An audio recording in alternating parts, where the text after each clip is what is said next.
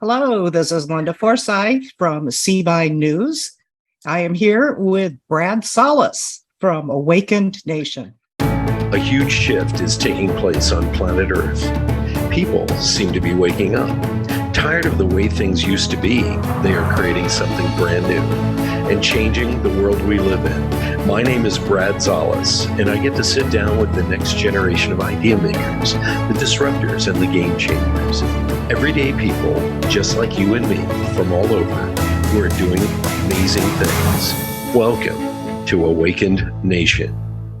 Linda, it is fantastic to have you on again. And for our listeners who know you, your show, our interview, what was it? How long ago was it? Year and a half? 2 years ago? Yeah, that's about right. It's one of our top watched shows. So I have to thank you not only for that, but also for coming on again to tell us about the tribunals that are going on or may not be going on down in GTMO. So welcome to the show. My listeners love you. So I look forward to this. How are you doing today? Actually, quite well. Got a lot of updates and just actually did a video and put it out there. But, the last time you and I talked was before the pandemic.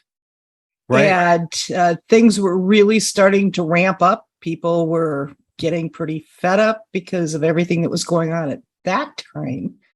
And then everything kind of hit the fan 1 month before the pandemic came out. And that's where things get very interesting, even though you don't hear anything about it. Oh, I know. Well, I'm going to give a quick recap for our listeners. Linda Forsythe got so tired of the mainstream news not reporting things properly or making up things or leaving real news data out of their articles. She started the CBI News Network, and it's made up of. Tell me, Linda, how many people do you have volunteering for you? I haven't counted recently, but a lot. Yes. It's everywhere. It's just just regular people. Citizen journalists, digital soldiers. People helping with the website, people who do investigations.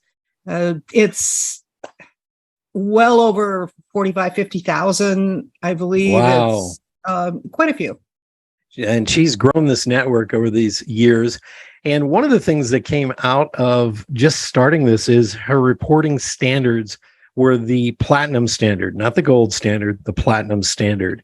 And because of this, she was invited to the Pentagon, one of only maybe two reporters that were allowed to observe from the Pentagon the GTMO military tribunals, the trials that were going on about 9/11.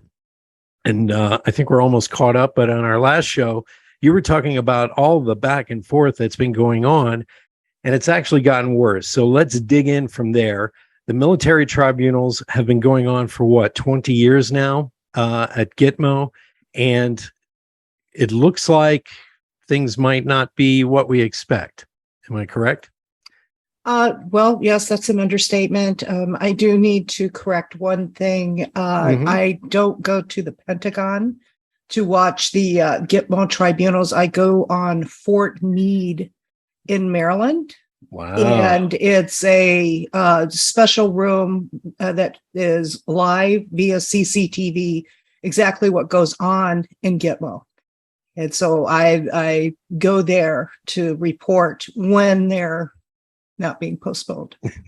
Well, a lot of people don't know this, but the mainstream media is not allowed to report on these trials. And am I correct in that saying they're not allowed to be there? Or no, mainstream media very much is actually in Guantanamo Bay. In fact, it's just the New York Times and other mainstream media is the only one that really gets any information out there in mass. Cheryl Rosenberg from the New York Times has been reporting on it, but as you will find out through this discussion, there are, although who are reporting is exemplary. It's very good. She's an excellent journalist, but there's some really important things she just tends to leave out. And that's where I come in. Well, let's talk about those. What are they leaving out? Because it seems like they don't want to get the public too riled up. It's not always what they leave out. It's how it is laid out and how it winds up being, in my personal opinion, skewed to a particular direction for an agenda, quite frankly. So it's interesting how things have been manipulated over time, subtly, very, very slowly, but have built up to an end game here that you will be finding out about. So let's go into the details of some of this, because these trials were postponed and then postponed again and then postponed again, and then people got sick, and this is just going back and forth and back and forth. And it seems like what a coincidence this has been, that people are postponing, but they're still having closed door sessions. Yes. And it's actually the law that you shouldn't have closed door sessions unless it's truly for national security. But that has been happening more often than not. It seems like they're trying to sidetrack getting justice on this. It seems like, and correct me if I'm wrong, the FBI and the CIA, they're not really being open about this as you would think they would.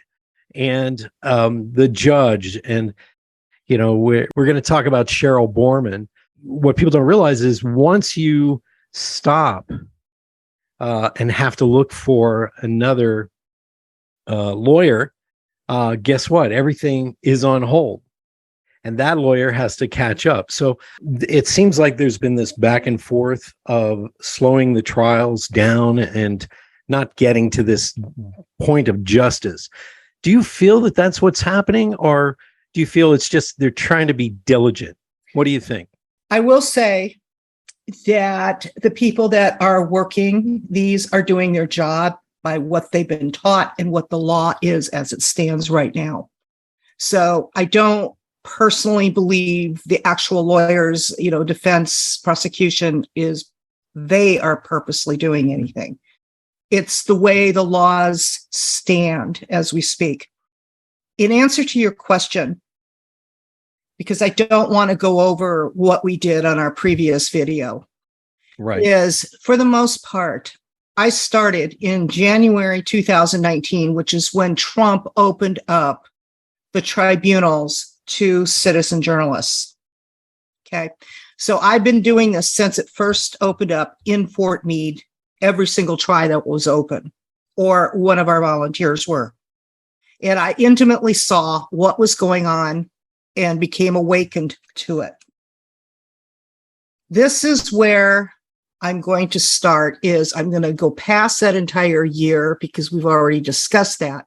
Right. I'm going to hop forward to January 2020 very quickly, because that was the last pretrial that happened before everything blew up. And this is the most critical juncture right here. Okay. In January 2020, Cheryl Bormann, who is the defense attorney for KSM et al., Khalik Sheikh Mohammed, and the others, total of 5, excuse me, she, in this particular tribunal, laid out methodically all of the shenanigans that the CIA, FBI have been doing since before day one, before 9/11.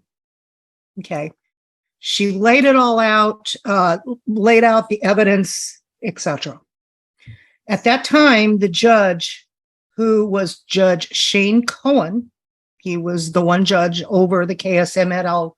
Trials. By the time she was through, he made the statement, which is on transcript, that if he finds out that even if some of what she is talking about is true, he's going to throw the entire 9/11 case out of court. Whoa. Okay, boom. Huge statement. Very last statement of the very last day of the pretrials of January 2020. That was it. Okay, now here's where you really need to pay attention. 2 weeks after that, about in the middle of February of 2020, he announces without warning that he is quitting. He's retiring. This is the same judge year before in June of 2019. When he first came on, went through the voir dire and everything they had to do, he was saying that I am not going anywhere. I want to see this to completion. Too many judges have quit.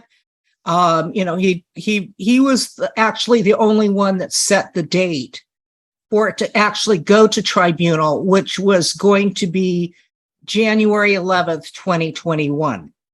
So that gave them more than a year to get their act together, finalized. Anyway, so all of a sudden, in February of 2020, just a couple of weeks after his huge statement, he's quitting. And he stated that he was concerned for his family's welfare. Wow. Okay. Now, right around the time at the end of January of this trial is when the pandemic started here in the United States. In March of 2020, about 2-3 weeks after Judge Shane Cohen's announcement, is when they decided to shut GTMO down, and except for the bare minimum of personnel because of the pandemic. And they shut it down in like 3-month increments. It wasn't all one wipe off the calendar. It was incrementally. Because remember, it was 2 weeks to flatten the curve, right? Right. Okay. Well, so that went on for over a year and a half. And of course, the date that Judge Cohen set for January 11th, 2021 passed. And there wasn't any tribunal, let alone getting it worked up.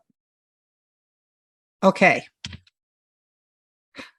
They started again in September, going through September 11th of 2021, and we're on for maybe about 5 weeks to 2 months. But they didn't go over anything. They just basically did housekeeping, still trying to find a new judge to replace Cohen. It was a great big nothing burger. Wow. It's like they're wasting time. Well, this isn't even half of it. When Omicron variant came out, shut down again. So it shut down, and this is from memory, but I would say about November, December. It was about 2 months or so that they shut down for the Omicron variant. And it was going to start again in January 2022, this year. I was so excited. Yay. This is where I'm coming to wrap this up. In January 2022, it's going to go down with a bunch of volunteers. This is it. We knew it. Everything was opening up. It's a good thing. Just before my flight, I was supposed to leave, found out they canceled. And then the same thing happened the next month. These are already scheduled out for the next year, mind you. You can see the calendar to this day on the Office of Military Commission's website, but I'll get to that in a minute. So they shut all of January down. They shut all of February down. I've been working with Ron Forsythe from the Office of Military Commissions, who is the one that keeps me informed of some of the things that are going on. And when it got to March, they were scheduled to definitely go forward. But this time they shut down incrementally. Now, I don't have the dates in front of me, but from memory, I believe it was supposed to start on the 9th. That was shut down, then the 10th and the 11th.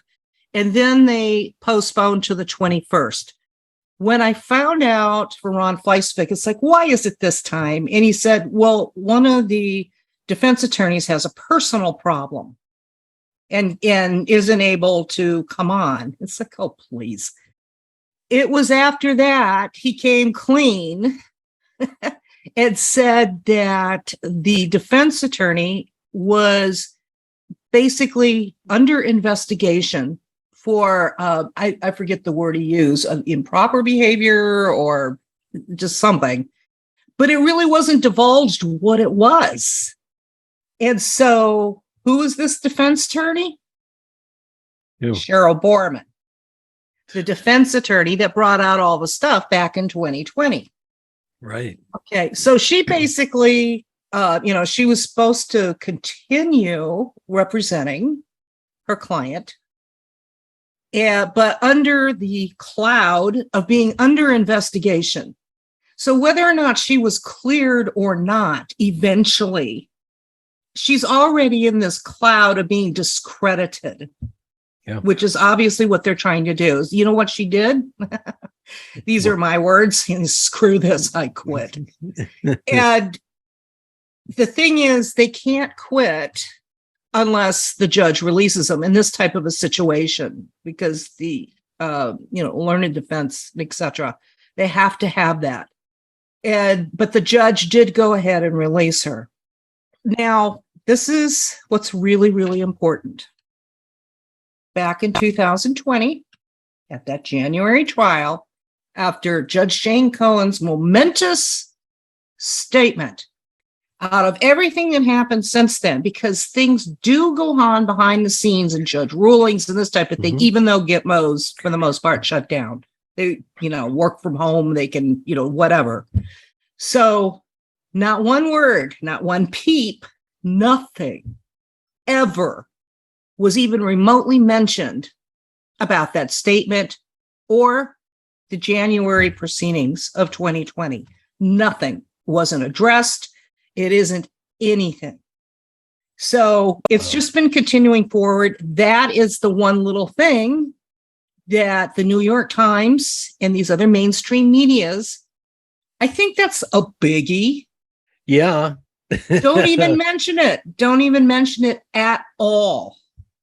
That's Cheryl Rosenberg. She's, very good journalist, but that almost sounds like by omission. Yeah, I would agree. Anyway, the bottom line is this, and this is what you and I can discuss.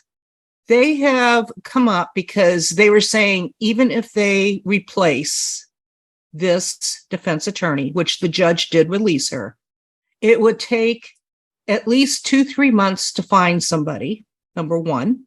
And number two, in the past, just going by precedent here, it was going to take at least 30 months, 30 months for the new defense attorney to become up to speed of this very complicated 20-year pre-trial that hasn't gone to trial yet before they could continue forward. So, you know what their answer is? What? And this is, in my opinion, the most evil, genius, incredibly, oh my gosh, just watching how all this has been put together from day one, drip by drip by drip by drip. What they're going to be doing, before I mention this, remember, Obama wanted to shut down Gitmo. Remember, Biden is trying to shut down Gitmo. Remember, the AUMF prisoners, authorized use of military force prisoners that were not ever charged with a crime. It's, it's part of what they were doing. There was over 800 of them. They weeded them down to 49. The remaining 49 were the most dangerous, supposedly, and they kept them. Well, now all of those have been authorized to be released back to the respective countries. Yeah. And so that's what they're doing right now. So then we get to this. Well, the 9/11 trial, of all things, what they're going to do is they've decided, because they know people are getting pissed off, they're going to do a plea deal. And this plea deal basically is, and this is what they are working on as we speak, is if all 5 of the prisoners of KSM et al. Plead guilty to all their crimes, they'll take the death penalty off the table, give them life in prison, and then expatriate them back to their respective countries. So as we slowly watch the platform of all of this disintegrate underneath, it's all going to basically, the crime of the century is going to go away. Well, how is it going to go away? I ask Ron Forsythe, okay, they go ahead and do this, and it basically brings things to completion. What about the allegations of the FBI and the CIA in January? All this stuff. Yeah. What about Kreindler, Jim Kreindler, who is the attorney to the victims and family members, who has been trying to get released the Saudi official's name that is in a federal court. It's been redacted and hasn't been able to. It got all the way up to Bill Barr, and he basically kept it under seal. It still isn't being released. This is potentially, allegedly, the main orchestrator of 9/11, the Saudi official. Right. And there has actually, Jim Kreindler said in his video, which I highly recommend you watch, because he goes into great detail about everything, including Khashoggi, but I won't get into that. He, for the most part, lays it out, everything that happens, and the Saudi officials, there's a total of 11 of them. What happens to that? What happens to the University of Alaska, I believe it is, that did this 4 or 5 year study that found that Building 7 was a demolition project that wasn't hit by a plane that happened to collapse? What about? If this plea deal comes through, it all goes away as irrelevant. It will not be investigated. All it means is case closed. This is maddening. It is saddening, and it should piss off, pardon me for being, blunt, any American out there that we're not going to get justice. And what do you think are the odds when they send KSM et al., all these guys, back to their countries to serve out their sentence? What are the odds that they're going to serve out their life sentence? These people are seen as heroes in their other countries. I don't think it's ever going to happen. But this plea deal, this just takes the wind out of our sails. How do you feel about it? This has got to make you just go, all these years of hard work down the drain. I have a personal opinion without anything to back it up. How's that? Go ahead. It's just a thought, and it's based on an educated personal opinion from everything I've seen. I think there's something going on in Saudi Arabia with Crown Prince Salman. Yeah. I think, as a reminder, after the Las Vegas massacre, former Crown Prince Al-Walid bin Talal lost his Crown Prince status because of corruption. He, and I forget the exact number, like 40, 60 people were arrested in Saudi Arabia and placed under arrest for corruption. And if you looked at their laundry list of what they owned and what they were into, it was the global tentacles, so to speak. Yeah.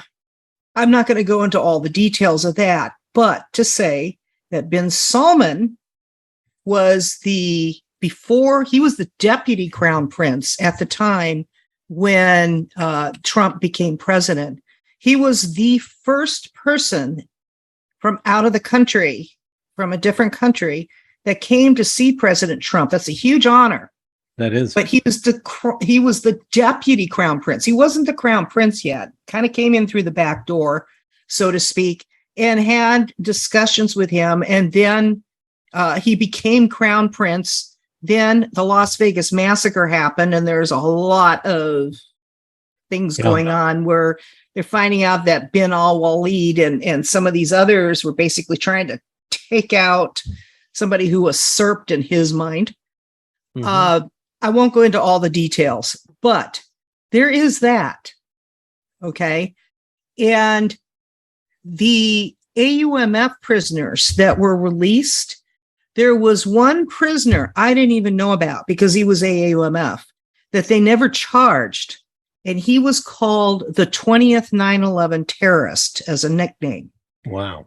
I never heard of him, didn't know about it. And the reason they never brought charges against him, as they say, is because this guy was bonkers, nuts, out of his mind, psychotic. Wow. He wouldn't be able to stand trial, as they said.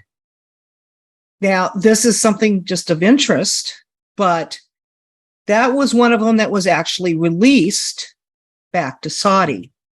A couple of days after he got there, now, nobody has said anything that this has happened, but do you remember when Saudi executed a large number of, I don't know what they called them, dissidents? It was all over the news. Infidels. Yeah. Infidels, whatever. But this was just after he got there. It's just pointing it out. I have no idea if this person would have been included in that or not. But timing was interesting. A number of other things have been happening, but in my personal opinion, I think there are other tribunals going on in some way, shape, or form in Saudi. They're dealing with their own corruption. They probably are seeing what's going on over here. And what's going on around the world and the connections and the tentacles and so on. That is just my personal opinion, but I have a feeling we'll see. I don't know. Well, I had Sasha Stone on this show 2 years ago as well. And he talked about, yes, there are things going on around the world where they have accused certain top leaders all over the world of, violations against humanity, breaking the laws of the world, countries, things like this. And those trials are happening right now. So yes, I'm going to confirm some of that. The other thing is the Saudis, they were put in place, I believe, after World War II to oversee, Arabia. Okay. And they were put in power by the British Empire. And, when you're put in charge of that much money buried under the sand, I think corruption becomes a natural way of life. I've spoken to people who've come from other countries. And if you mention, your favorite billionaire, and I know some people are going to sit here and go, what are we talking about this for? They will go off vitriolically because in their country, to become a billionaire, those people had to kill someone to get to where they are. And we, as Americans, sometimes we don't understand geopolitics, global politics and influences. And as Frank Herbert said, who wrote Dune, plans within plans.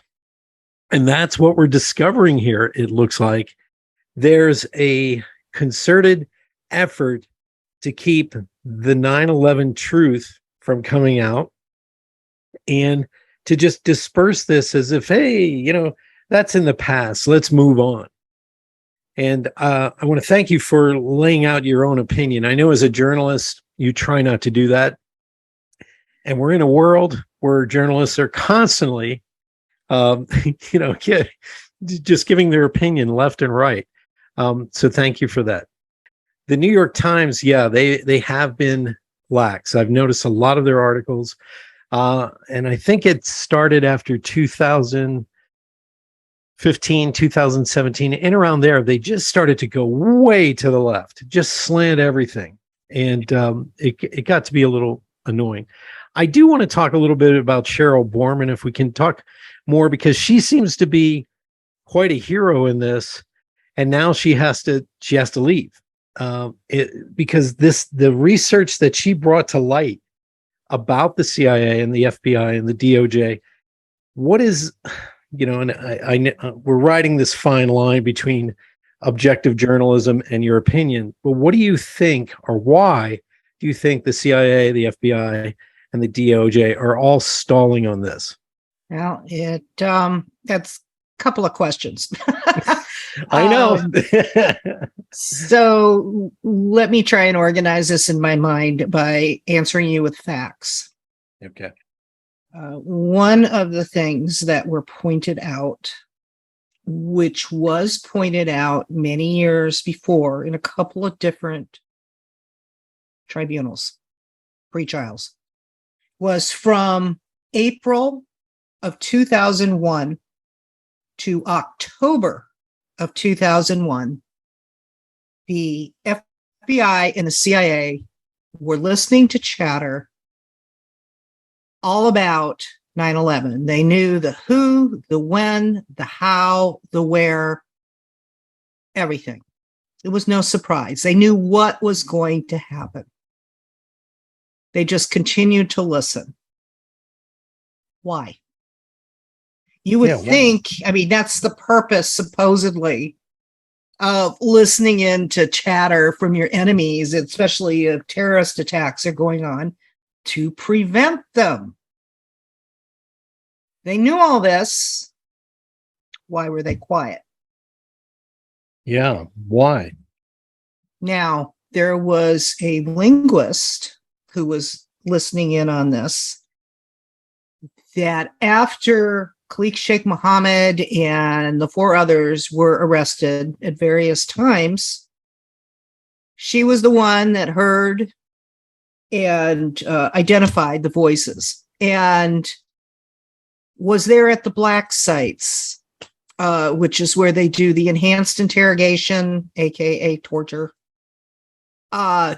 So she was there during each of those situations. Black sites are in various different countries of unknown determination, hidden. So she was there. Of course, over time, because this has been going on for a very long time, she retired. And it was in 2013, which was the start of the second round of tribunals, because Obama shut the first one down. Everything that was gleaned from enhanced interrogation was considered inadmissible in court. So that's why they had to shut down the first group of tribunals. So the second group of tribunals, 2013, they were in closed court, which means, national security and so on. And all 5 of the defendants were there. 4 of the 5 recognized this linguist that was on the defense team, got a job on their defense team, and they recognized her when they were in court. So that right there is a huge biggie. Yeah. huge infiltrated biggie. Okay, I could give you a multitude of others. I'm not going to list the whole laundry list of things, but none of these things have been addressed, dealt with, investigated, at least that we're aware of. And if it has been, nothing's been done that we can see. Yeah.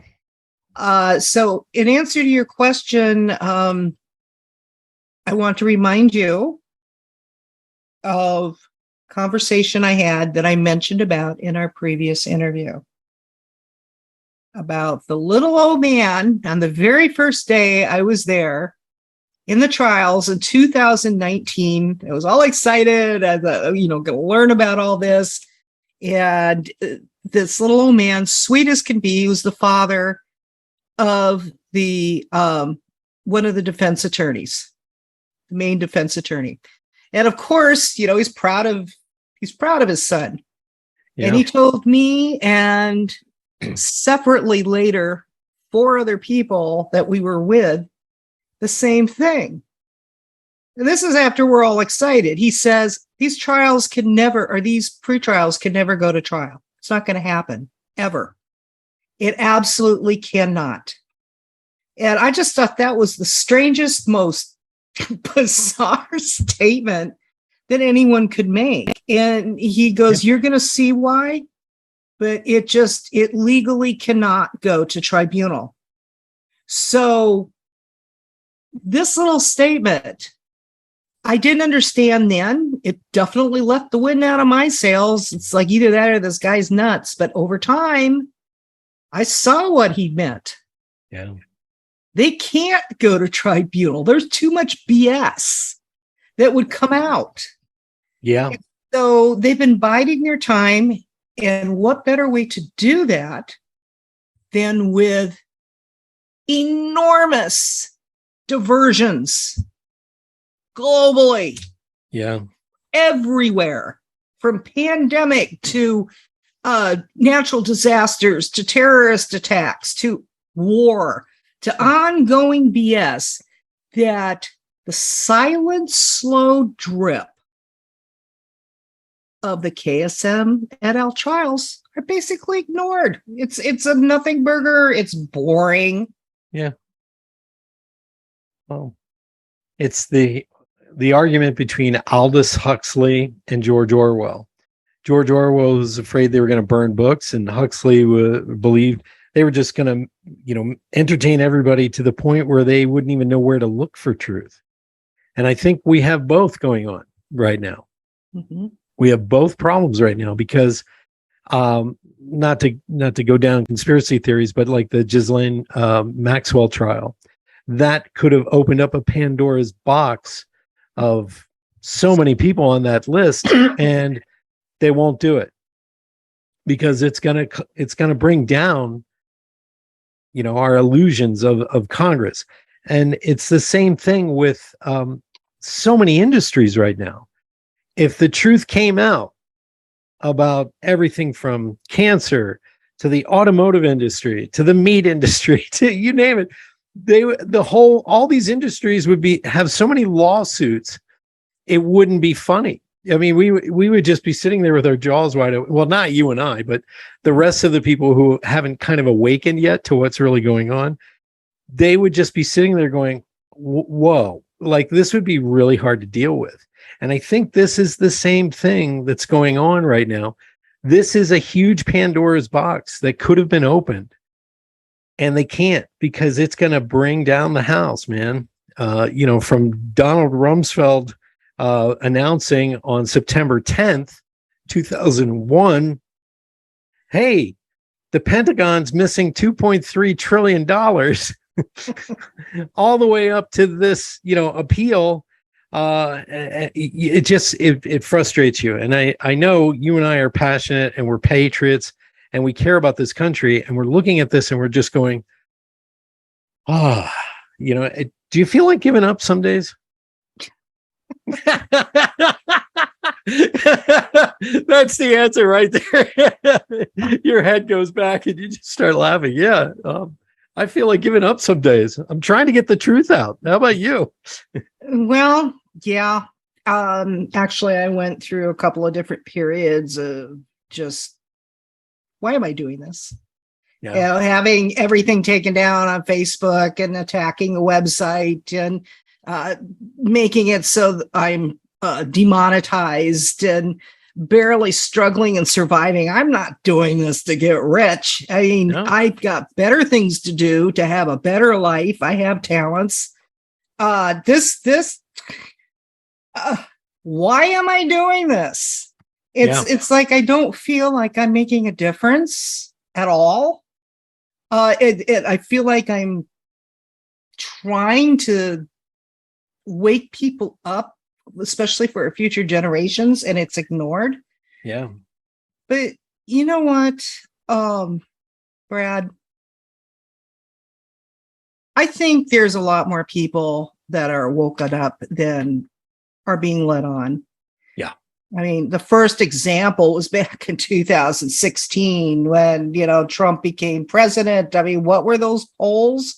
Yeah. It's just like, there's no way he will get in.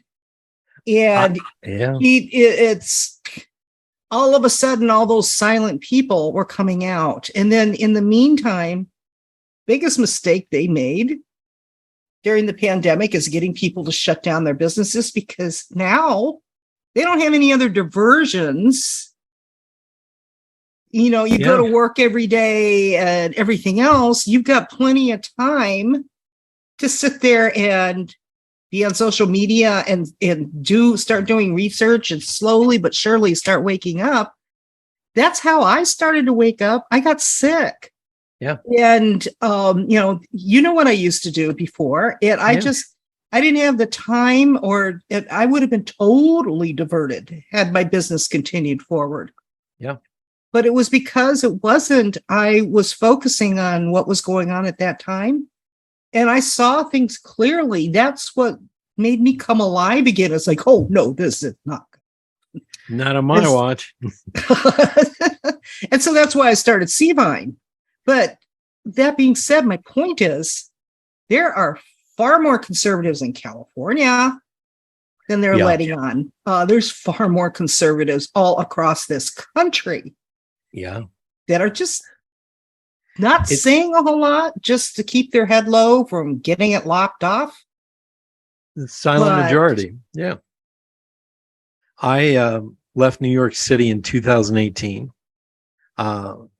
because of a divorce. And when I got out to Vegas, this was the interesting part. Although Las Vegas actually the state of Nevada is conservative, but because of these two big, large counties that vote, up in Reno and down in Las Vegas, those two counties vote blue. And so when you walk around Vegas, you can feel it and you can talk to people. Majority of people are conservative. So you kind of scratch your head and go, how come we always vote Democrat then? And people don't realize there's a huge communist movement taking place in this state. Okay.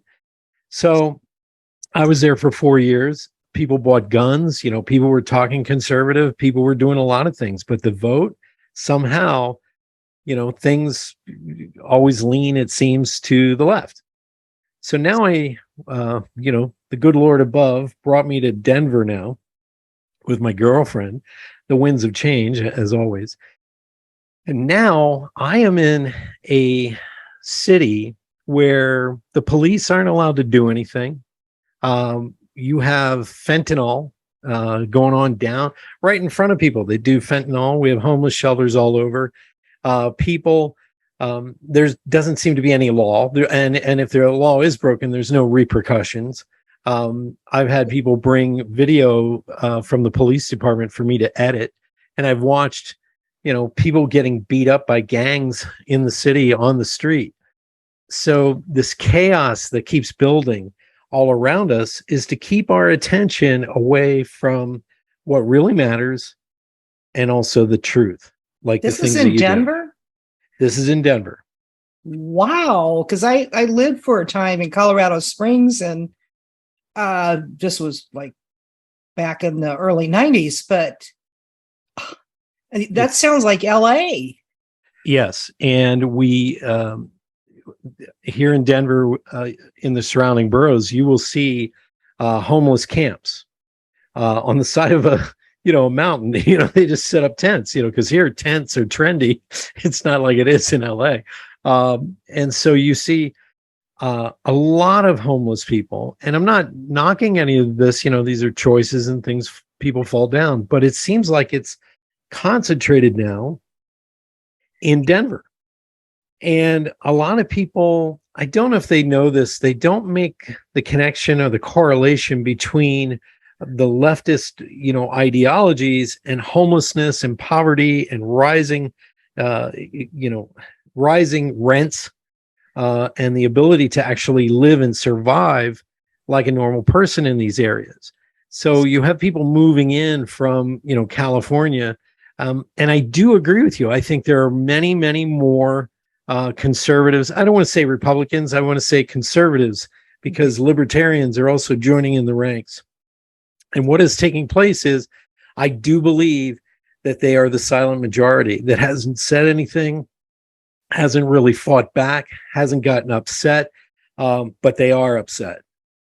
And hopefully, in the voting booth coming up this year, and in the next two, we're going to see a huge change, because people are tired of it. And the change, have you noticed, are happening without warning when they do happen? Yes. I mean, look at Roe versus Wade. Boom. Hello. Guess we didn't what? know that was coming. You know, a couple of other different things too. And it wasn't even that it was reversed. It was basically just recognized that it was unconstitutional and just sent it back to the individual states to make their own decision. That it wasn't up to the federal government to pay for and mandate it as a law.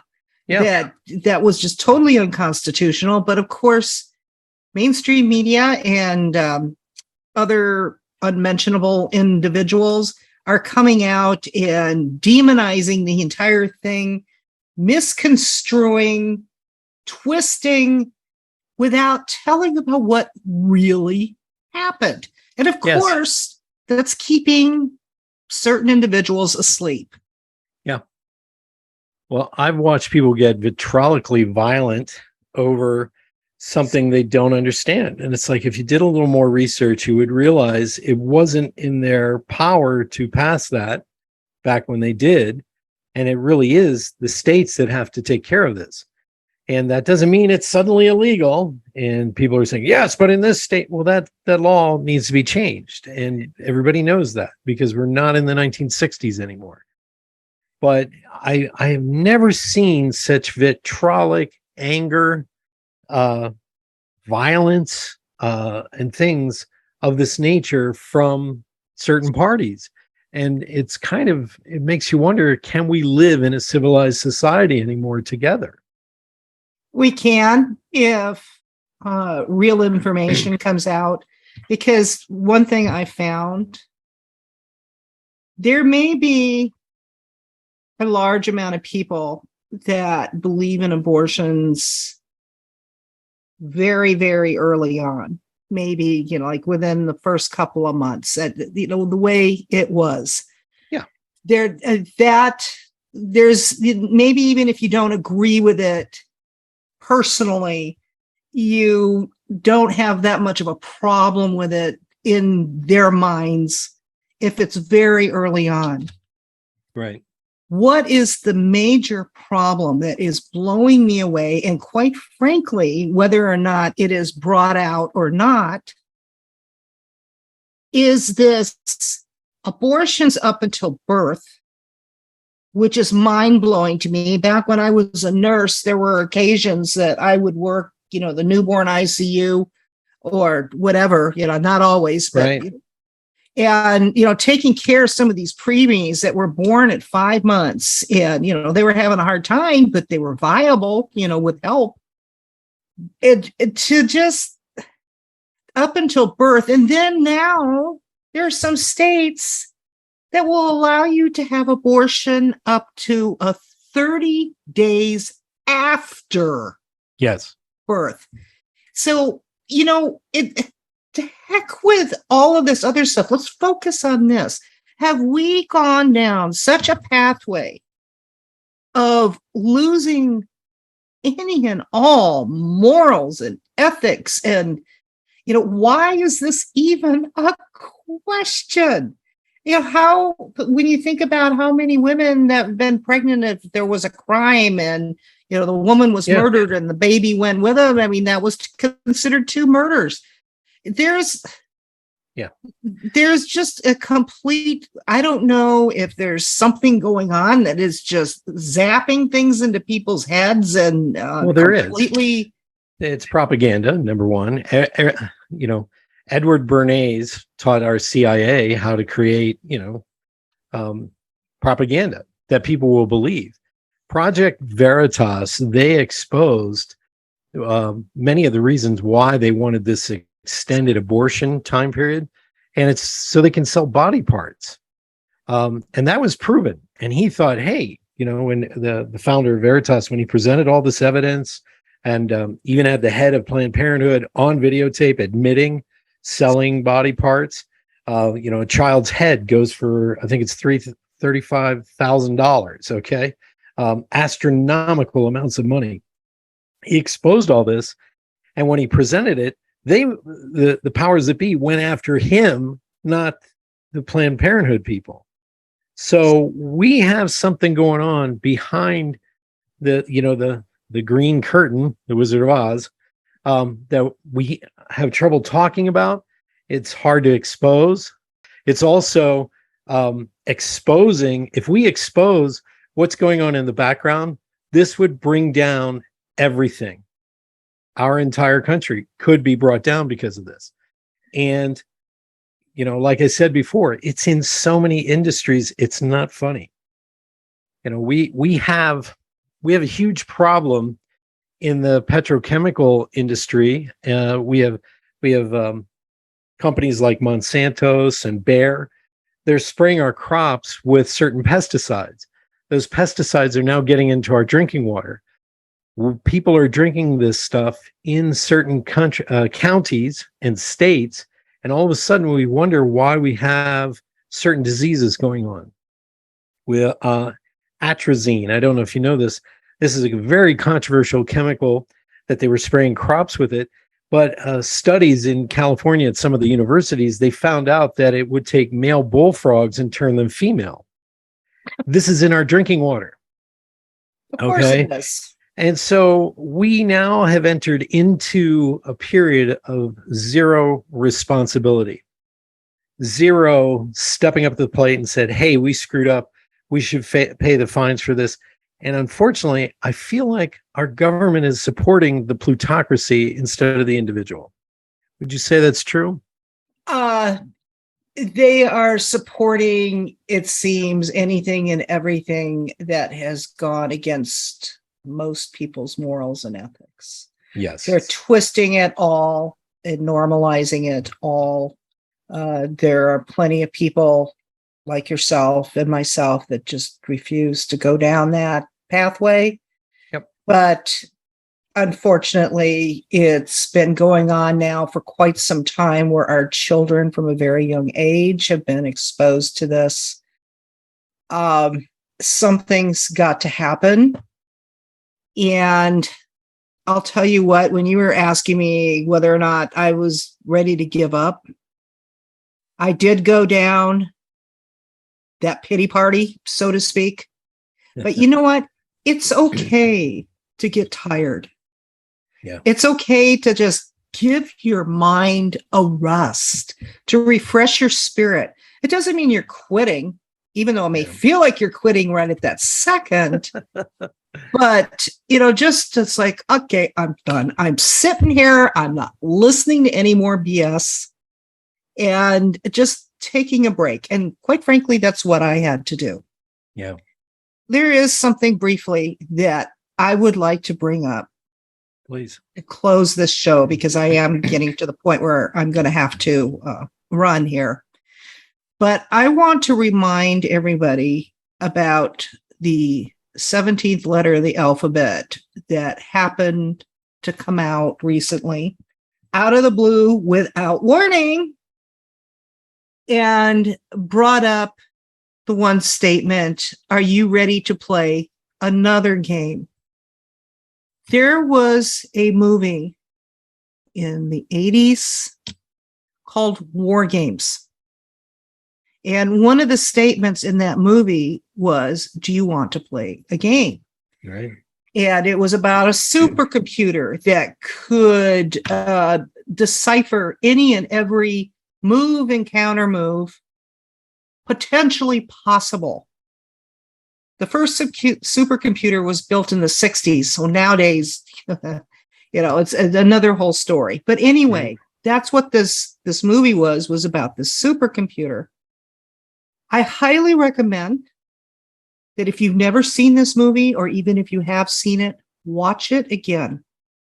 because there are some lines in there. When you watch it now with a different set of eyes, Yeah. you're going to see where this is going. Because there was one part in the movie where it showed that all these nuclear bombs were incoming.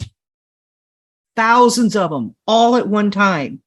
And they were in a position of pushing the button to counter a minute. And there was a couple of people that said, you know what? This needs to be verified first. And they held off. And it turned out that it was just a bunch of BS. The computer was making you believe that you were under all this attack and would have incited a nuclear war had they responded. The reason I'm bringing that up, and I'm going to close this out here, all this fear-mongering